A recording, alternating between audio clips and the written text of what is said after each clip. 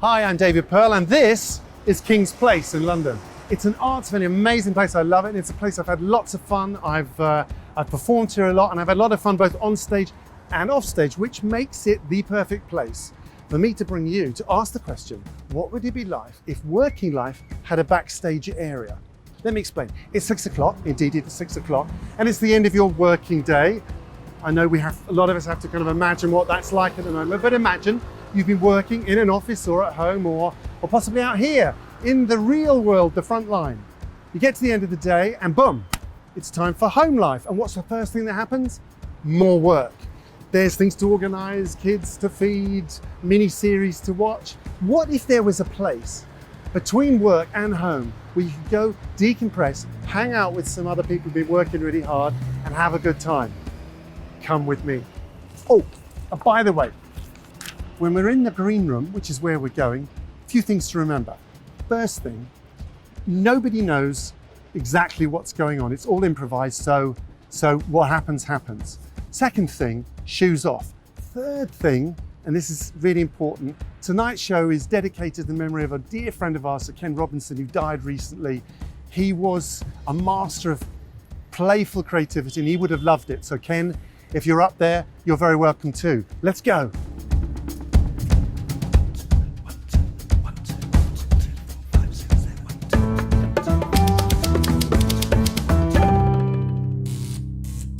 Welcome, and thank you for joining us here in the green room.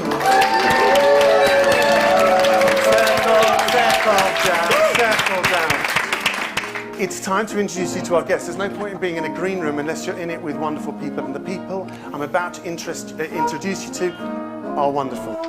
She's a writer, she's a stand-up. She made me laugh out loud at a book about Parkinson's disease. Welcome, the lovely Emma Lawton. She's a femtech entrepreneur, founder of the menopause startup Vira Health. I nearly got that wrong. Vira Health, short for Virago, right? And she is, without doubt, the best COVID picnic organizer I have ever met. She's Andrea Berchowitz. Joining us from Geneva, all the way from Geneva, is an intrapreneur, not an entrepreneur, but intrapreneur and corporate insurgent. He's the founder of the Craig Baroque Business Decelerator. He's Gib Bullock. Okay, we're warming up here when he's not helping the Good Chance Theatre do their amazing work with refugees. He is Street Wisdom's poet at large. Philip Cowell is in the room. You've heard of psychologists, you've heard of sociologists. Well, this friend of mine, this dear friend of mine, is a psycho-sociologist. Joining us from her eco community in Italy, Espera de Ananas Ametista.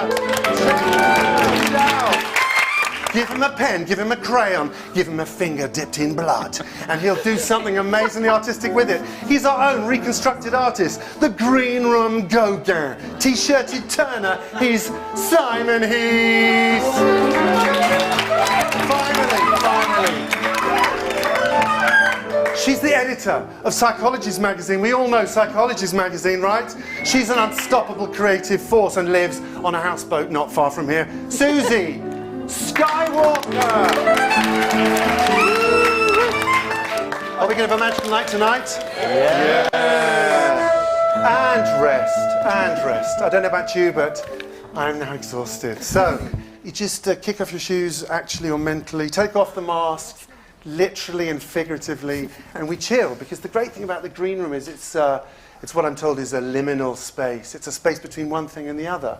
A lot of us have a professional mask, and we then have a personal mask. And in these weird COVID times, the space between those two is like squished.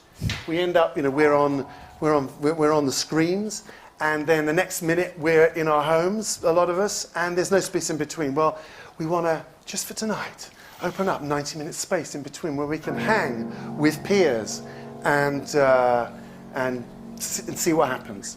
Gib Bullock over in Geneva. The work we've done together in the Decelerator, you've got this lovely concept of Ma space. Can you just give us a little flavour of what Ma space is for you? Sure. Ma in Scottish means mother, I suppose, but I discovered that in Japanese, there's another thing. You talked about this liminal space, which I like, the space in between. And ma space, I learned, is a Japanese term for intentional space. The space between the notes that make the music.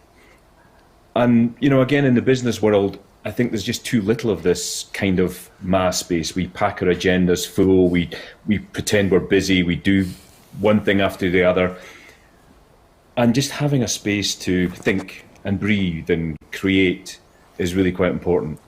Andrea, what is on stage for you at the moment? So I think that lockdown actually helped me with my on-stage, off-stage, because as you said, it was like on the Zoom, you know, with an investor, on the Zoom for Passover, on the Zoom with a friend who's having a birthday. And so like all of these things were in exactly the same form.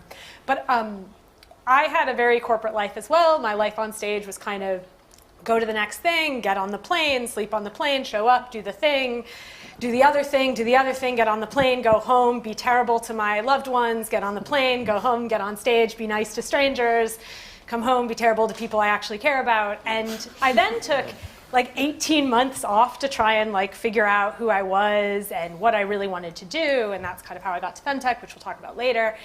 But what's funny is in that 18 months, I think I did make a lot of progress and I did kind of figure out who my offstage person was. But again, in lockdown, it took like 5 minutes because you really were just one person and why get dressed, or why get dressed for this in a different way than you get dressed for that? You know, why put on makeup for this and not that? You are kind of one person all day, Zoom to Zoom. And that was actually a much more effective way of changing things. There's an opera scene about that very thing. What language was that? Was that opera written in, by the way? Finnish. Icelandic with a Finnish backbeat. That's right.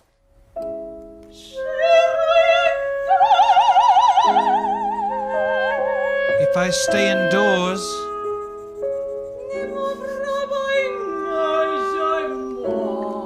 I have nothing to wear.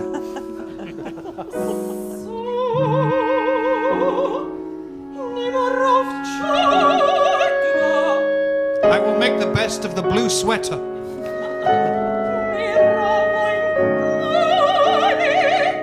It'll have to do.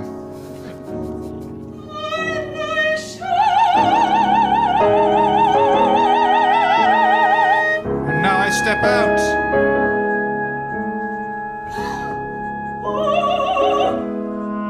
Highbury. Simon, would you go and have a beer or something? Oh, and I'm going to come sit over here. Gladly. So Emma. Hello. Emma Lawton in the house. We met. I met Emma when we were doing a talk about difficult things you've been through in life. Yeah. And I was booked to talk about the difficult time I had at university. And Emma was. Well, Emma can tell us what she was booked to talk about. But Emma, I'm a huge fan. I can't help noticing you are a campaigner, you are a comedian, you are a champion, you are a writer, you're incredibly funny. But I can't help noticing you've also, somewhere along the line, you picked up Parkinson's disease. Is this something you've noticed too? Yeah. Do tell. How did this come about? I'm not entirely sure, to be honest. They keep trying to find out. But yeah, around 7 years ago now, I discovered that I had Parkinson's, which was a massive shock because I'm not over 60 and male, so it kind of was a big surprise to me. And I think it's been the making of me in a weird way, but actually I didn't know that at the time. I thought it was going to be horrendous. So yeah, it's been an interesting life so far. I'm kind of enjoying myself. It's amazing to watch you transform yourself, year on year. But what is life on stage for you at the moment? I mean, you're literally on stage in the sense that you do stand up. Yeah. Tell us, at the moment, what is life on stage like for you?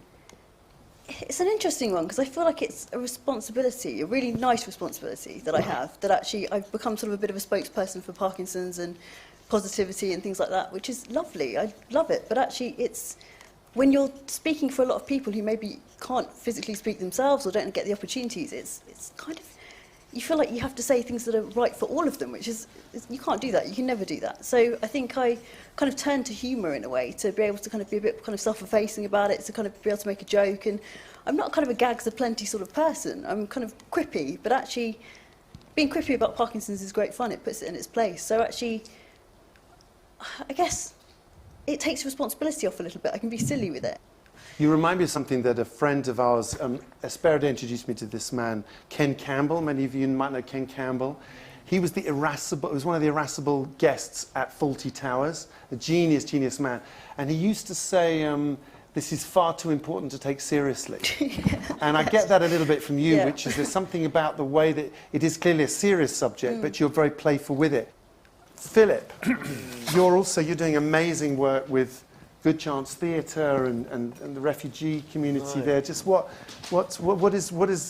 pings in you from what Emma says? Well, I work for, I play for, I big up, I bang the drum for Good Chance Theatre, who, I don't know if you know, if you saw The Jungle, dear audience, the play that was on as a result of the time in the Calais jungle refugee camp.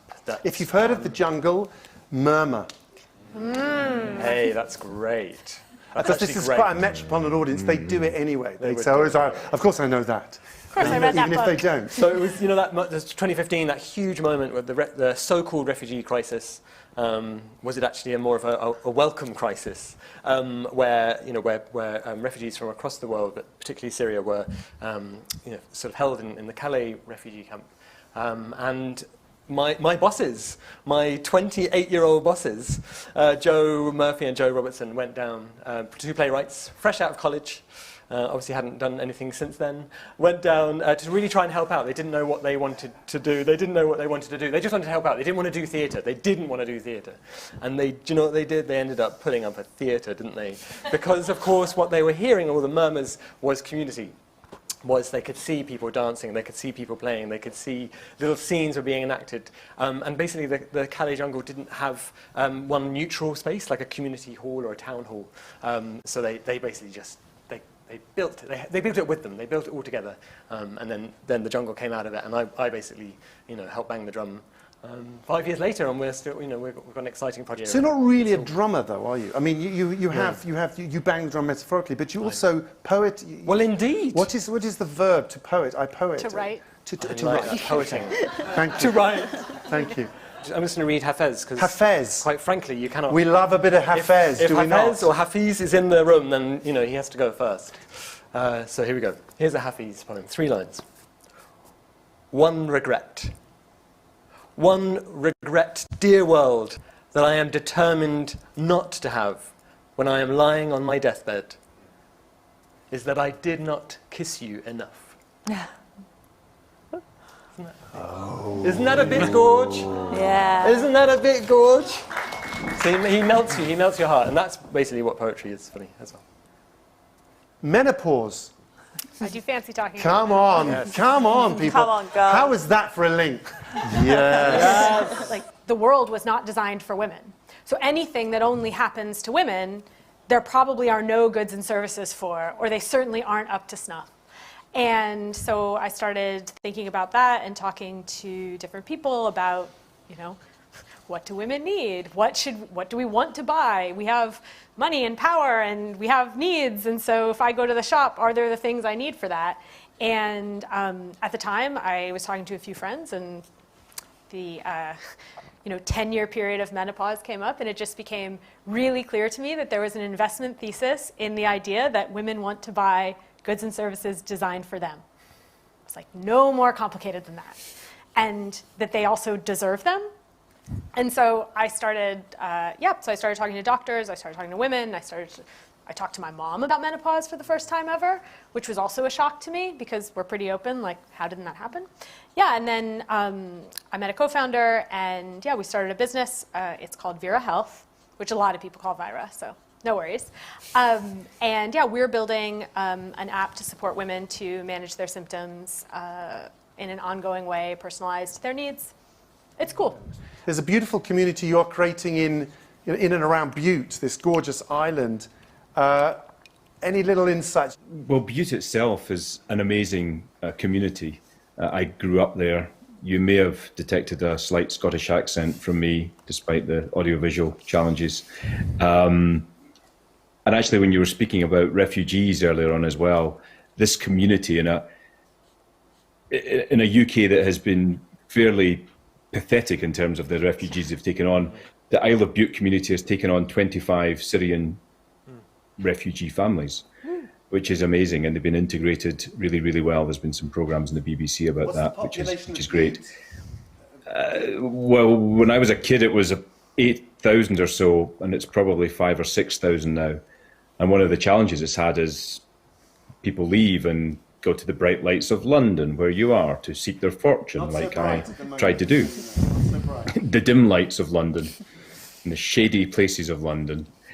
The decelerator you mentioned, it's really, I've come from the sort of side of business that where everything has been going faster and bigger and accelerating and profit, I'm always wondering, well, what if we went in a slightly different direction?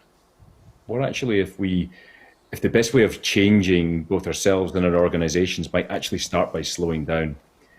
And then found a derelict farm on this island, and it's a place that I want to bring business people, like I am, and connect them to things like music and improv and art and this community, and kind of really open up that right brain that tends to atrophy in business, and connect to people's soul in some way, which I know these are not words that we normally use in business, but that's what I'm trying to do. I know somebody else who finds it hard to slow down. I wake up every morning stretching and yawning, waiting for something fast to come. If I don't get there quick, I could start to feel real sick. I'm waiting for that rage to come. Make it fast-paced, make it quick. Otherwise you'll get some stick from me. I need it speedy.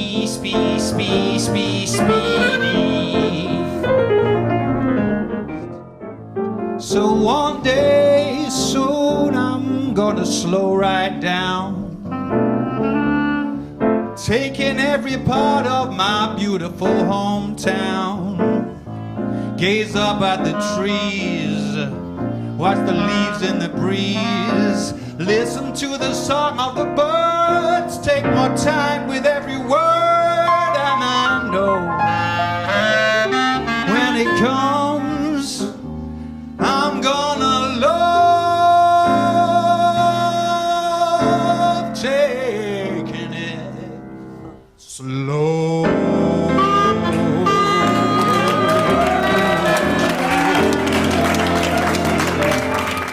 I always get a real kick from the insights I get when you do tarot, right?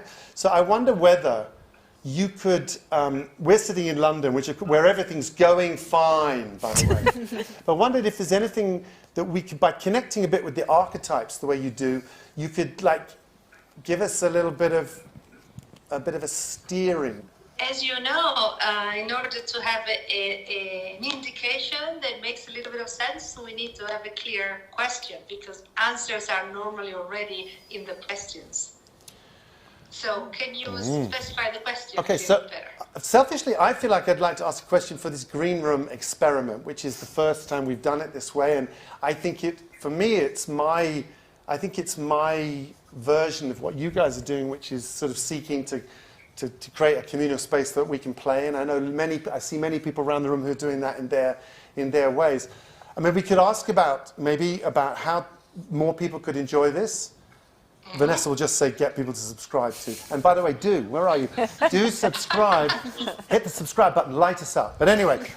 Maybe it could be in which way this beautiful experiment that you're putting together, creating this space for people to really, open up and share in this way, which is quite unusual, especially these times, could even be, which is the best way for it to serve people even more. That's exactly what I was going to say. Thank you. Thank you for that. So, okay, that's the question, isn't it? Yes. Okay, so, SB, what do we do next? So that is my tarot deck. couple of cards and see what they would like to tell us, okay? Okay. And think of this, and I'll pretend that you're here. Very nice. So the first card, this is like the Knight of Discs. And so this is a card that indicates that it's the beginning of something, and you have space to perfect it. So it's very good when you're done, feedback. and then as you progress, you will be able to have new ideas and even more enthusiasm So to do that's this. what they call in business appreciative feedback. Which is there's plenty of space to improve things. We hear you. Thank you Yeah, for but that. yes, and this is already starts from a very good. This is saying what you're doing is very good, because we are talking We're about. feeling better. We're feeling better. I loved it, by the way, Emma, when you said your job is being myself. Yeah. I thought that was say what you meant by that. While I'll hold that other thought, by the way. I guess it's that thing about kind of bringing your whole self to work, and actually, I think it's a really important thing that, we spoke about, Andrea spoke about the fact that she's kind of been struggling with and she's kind of slipped very well into the Zoom kind of being herself all the time. And actually, I find with Parkinson's, that's kind of done the same for me. I have to kind of be myself all the time. I can't pretend to be anything I'm not, because actually my frailties and my weaknesses and everything is on show. And I find I make deeper connections because of that. But actually, I can't be anyone other than me. And so actually I find my job is being me, which is lovely. I mean, I'm okay at it. I do an all right job at being me, I think. The innocence you talk about, the unstained not knowingness that this working with these beautiful people has forced me into, is that you let go of kind of what you were planning, but something better comes up. And I think that nudged me towards Street Wisdom, which is this non-profit that's I don't know if we run it or it runs us, but it's in 62 countries now around the world and growing. And what we do is say, let the mind wander and we'll follow it. You start find where it wanders and what's beautiful about that. So anyway, Street Wisdom is grown into all these countries because they're all over the world are volunteered street leaders who volunteer to lead the workshops. And I do believe, if we're lucky, we'll be able to talk to one of them in Nairobi. Is that going to be possible? Oh my. So I'm hoping that we're talking to Antonia. Hello. Antonia Kihara, you're an entrepreneur, you run a branding company, you've set up a thinking space called Soul Food Cafe, you've got a background in psychotherapy and fashion. I don't know if it's fashion and then psychotherapy, whatever. And you're from the conversations we've had, you are officially a bucket of sunshine. Ladies and gentlemen, say hi to Antonia. We've been asking everybody, when you're on stage, what is your reality at the moment? I really enjoyed the conversation about being slow. And that's what I've really been enjoying, is just being slow. The other thing that I've been contemplating is just how we live and work. And I kind of feel like we've all been overworking and overreaching and overdoing. So part of my work as well is kind of getting everyone to kind of, if we all operate slowly, it's also great for the climate as well. So I'm really passionate about the climate. And those are the things that kind of occupy my mind. We are locked down. This is my son. Hi. It's not terrible in Nairobi. We're not terribly locked down. But we are definitely more stuck together than we've ever been, which is interesting. He's here, that's how stuck we are. How does he feel about it? Well, we've done Street Wisdom together before, and actually today we did a Street Wisdom in the house, in a room. Oh, beautiful. Because I wanted to understand, how you would do it off the streets. Yeah. So we did it in our living room, which is interesting. And we noticed things that we've not noticed, living here for 4 years. It was really crazy, like in our own living room. That's amazing. Antonia, you've simultaneously discovered something we've been working on, which is called Street Wisdom Comes Home. And for the last, all the way through COVID, we've been trying things in our house. So Philip has been sitting and you thought he was just playing with his laptop, but he's basically been gestating. And have you got a poem for us, or did we do a poem? I really wanted to do a pantoum for you, which is like a sonnet, or it's like a form, so it's like a sonnet, but it's a pantoum where you get repeated lines. You've always said these words. Regardez les oiseaux, ils fly dans le ciel. Are we going to have a magical night tonight? I love the slight technical hitches. It makes it real. What is your onstage, and how do you get off stage?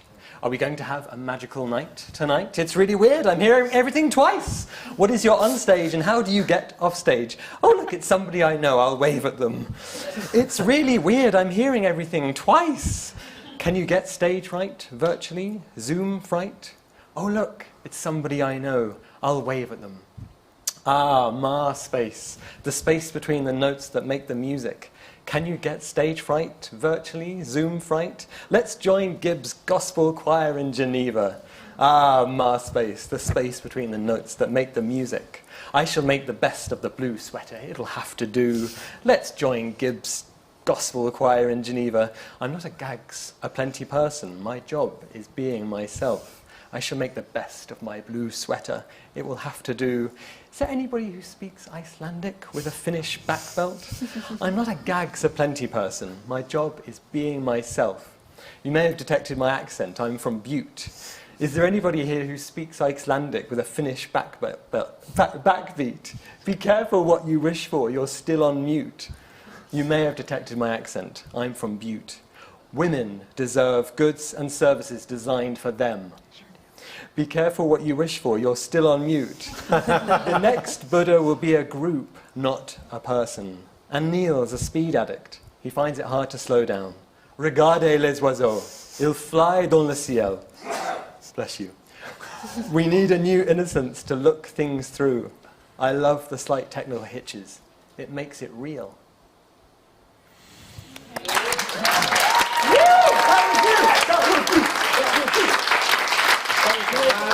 Oh, Simon Heath. Oh God, I get to follow that. You get to follow that. Simon has been. I don't know what the word is. Sketching, playing, doodling. Take us through, if you would. We had a French opening. There's no innuendo there. I like there's a goat here. There was a thing about the goat. It's a bit of an in-joke because I'm not sure how well that translated out. I like the idea that the finger drawing in blood. And we're taking our mask off and there are no judgments. I like that. And that ties in with all this stuff about being ourselves, right? Sending love to the Zoom-stricken in Mars space. Finding our offstage. Icelandic with a Finnish backbeat. I couldn't draw Finnish or Icelandic, so I've drawn Norwegian, I think. COVID-19 versus the blue sweater. I kind of like that mashup. We're still on mute. There's an empty space in the middle of the page here. That's our space to breathe. The idea of being nice to strangers, but we're awful to our loved ones. And then I like this idea of community, not community. There's a drum here. Philip was beating the drum for his loves. Refreshing the world. And I've got the big pause button here for the menopause. I think, do you know what? I love the idea that the women are leaving their husbands. I think men need to get over themselves, right? The world is not designed for women, and women who buy Caroline's book because it's amazing. Women want to buy stuff designed for them. The idea of the menopause is a liberation and the awakening. And then we're on to the musical Speed Freaks. My friends, that's amazing. Speed Freaks are taking it slow, yearning for connection and consciousness, bringing your hermit with you, and the idea of momentous potential. Thank you in the tarot cards and the movement that David has started, bringing our whole self to everything we do. Be yourself, everyone else is taken. Practical mindfulness, open to uncertainty, and tuning into our inner wisdom, listening to clues from the earth and the moon cycles. There we have it. I want to thank all of our guests. That's a beautiful thing. And I want us to thank the audience. King's Place, please.